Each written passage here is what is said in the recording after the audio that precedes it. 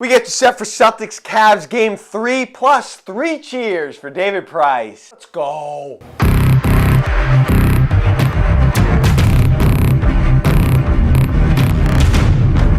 So the Celtics and Cavs will finally play Game 3 on Saturday after about a month-long hiatus. And here's one thing the Celtics will be able to make the Cavs do, and I don't think it'll take all that much. They are on the precipice of making the Cavs quit. LeBron James said after Game 2, quote, "They did what they need to do, and that was protect home court, and now is our time to do that as well. We have a few days, like I said, and we're going to see what we're made of on Saturday," close quote. Well, I don't think they're made of much. I think LeBron has one foot out the door. There's all this chatter now that he'd rather lose in the East Finals than in the NBA Finals. But I do have to agree with the premise that losing in the Eastern Conference Finals doesn't register as much as losing in the NBA Finals. It's the same thing in football. They play those Super Bowl highlights for years and years and years. So in 2027, Tom Brady will have to watch highlights of him losing to the Eagles. Had he lost to the Jaguars in the AFC title game, he'd never see that film again. In LeBron's case, he knows he's not beating Golden State or Houston with the team he has in Cleveland. If the Celtics get out to a lead, if the Celtics begin to pour it on, or if they can withstand being under siege early like they did in Game 2, I think he's going to quit, and you can be sure everybody behind him and around him will follow suit. And this becomes a short series. I also think the Cleveland Cavaliers offer up a good reminder of the importance of organizational structure. LeBron James, the best player in the league, but more importantly, the best player on that team, hates his owner. That's why LeBron and Cleveland can never really last. If he wasn't from there, that marriage would have no chance. But when you have a superstar and a championship situation, you need a strong head coach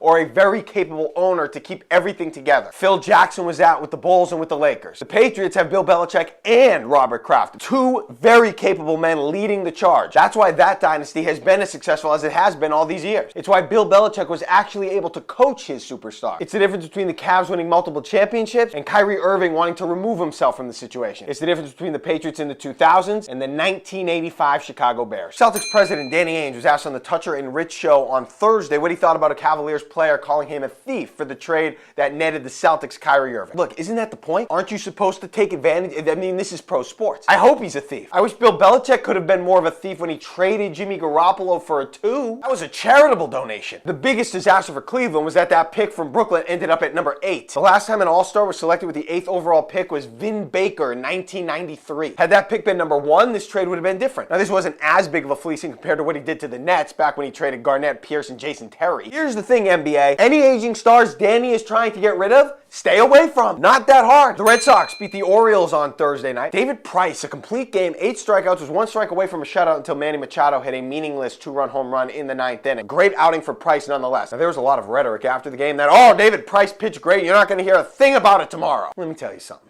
Okay. Hooray for David Price. He had a couple good starts in a row. He didn't say anything mopey or whiny or controversial after the game. Great work. Let me tell you something else. David Price should be making starts like this. What am I supposed to do? Go have a drink? Go celebrate? Have a party because David Price had a good start against the last place Orioles in mid-May? 4 out of every 5 starts should be akin to this. He makes $9,149 per pitch, $3,538 an hour. That's $59 a second. You should be able to mow down opposing batters for that money. You should be able to mow down a cavalry of invading aliens for that kind of money. All right, take your pick. ESPN brought this up the other day. Would you rather have going forward Brad Stevens or a superstar player? Look, as much as I love Brad Stevens and as critical as NBA head coaching is to winning a championship, you accomplish nothing without superstars in the NBA. So I have to go superstar. Winning a title is probably unlikely unless you have some semblance of both, but without the superstars, you have 0 chance. Without an elite head coach, you probably don't get it done, but at least you have a chance if you have the superstar talent. Final, take your pick. Better video game franchise of all time, Super Mario or Donkey Kong? You know, I loved both. I got into both, but my choice is Donkey Kong. I just thought there was more to the game. I thought Diddy and Dixie edged Mario and Luigi, to be honest with you. And this shouldn't be an indictment against Mario and Luigi. Those were great games, but Donkey Kong was a little bit more fun. It was the kind of game where you could bounce on people's heads, but there was a role-playing aspect to it. You want a really hot take? I thought Diddy Kong Racing was better than any of the Mario Kart games. Deal with it. All right, my lock of the day. Bovada has a line on whether or not Kate Middleton's hat will be the same color as the Queen's